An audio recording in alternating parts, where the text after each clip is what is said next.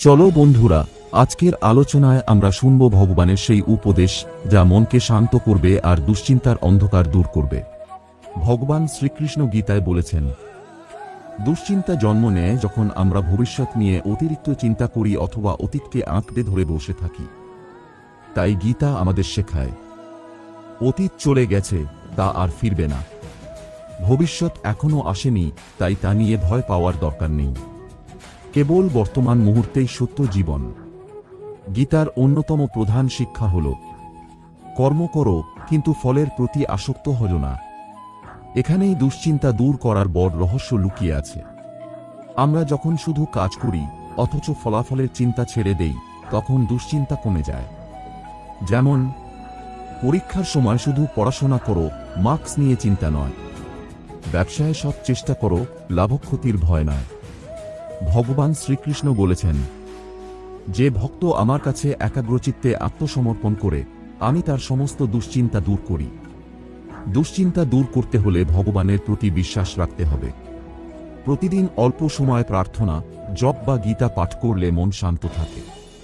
গীতায় বলা হয়েছে, সমতা বজায় রাখো, সুখে বা দুঃখে, সাফল্যে বা ব্যর্থতায়। জীবন সব সময় একরকম হবে না, কখনো উঁচু, কখনো নিচু।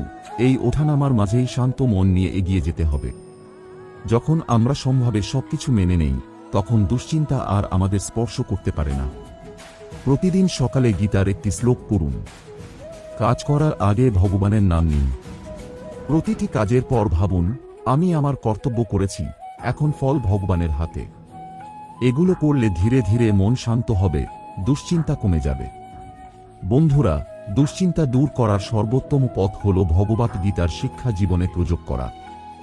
ভগবান শ্রীকৃষ্ণ বলেছেন, মনে শান্তি খুঁজে নাও, ভক্তি ও কর্মে নিবেদিত হও, তাহলেই সব দুশ্চিন্তা মুছে যাবে। আসক্তি আর ভয় থেকে আমরা যেটা পেয়েছি সেটার ওপর অতিরিক্ত আসক্ত হলে হারানোর ভয় থেকে দুশ্চিন্তা হয়। আবার ভবিষ্যতে কি হবে তার ভয় থেকেও উদ্বেগ।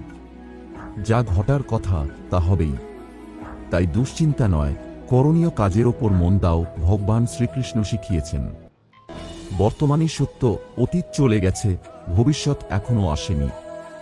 আমাদের দুশ্চিন্তা দূর করতে হলে বর্তমান কাজের প্রতি মনোযোগী হতে হবে। উদাহরণ, একজন ছাত্র যদি শুধু পড়াশোনায় মন দেয়, তাহলে পরীক্ষার ভয় কমবে। কৃষক যদি চাষে মন দেয়, তখন বৃষ্টির দুশ্চিন্তা কমে যাবে।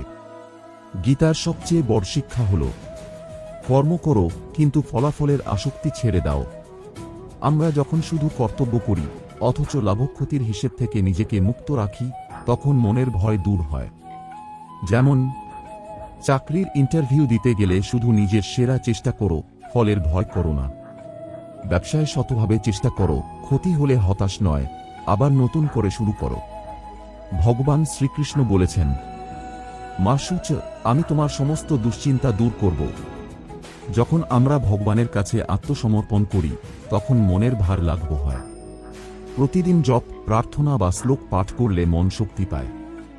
দুশ্চিন্তা কমে যায়, কারণ তখন আমরা বিশ্বাস করি, আমি নয়, ভগবানই আমার রক্ষক। গীতায় বলা হয়েছে, সুখ দুঃখ, লাভক্ষতি, জয় পরাজয় সব সমভাবে গ্রহণ করো। দুশ্চিন্তার বড় কারণ হল, আমরা সাফল্য চাই কিন্তু ব্যর্থতা মেনে নিতে চাই না।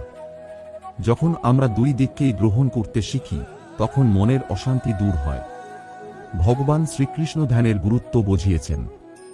প্রতিদিন কয়েক মিনিট নিঃশব্দে বসে শ্বাস প্রশ্বাসে মন দেওয়া দুশ্চিন্তা কমায়। আত্মনিয়ন্ত্রণ, যেমন খাদ্যাভ্যাসে সংযম, রাগ নিয়ন্ত্রণ, এসব করলে মন শান্ত থাকে। শরীর ও মন নিয়ন্ত্রিত থাকলে দুশ্চিন্তা আমাদের আঘাত করতে পারবে না। প্রতিদিন সকালে একটি শ্লোক মুখস্থ করুন। কাজ শুরু করার আগে ভগবানের নাম নিন।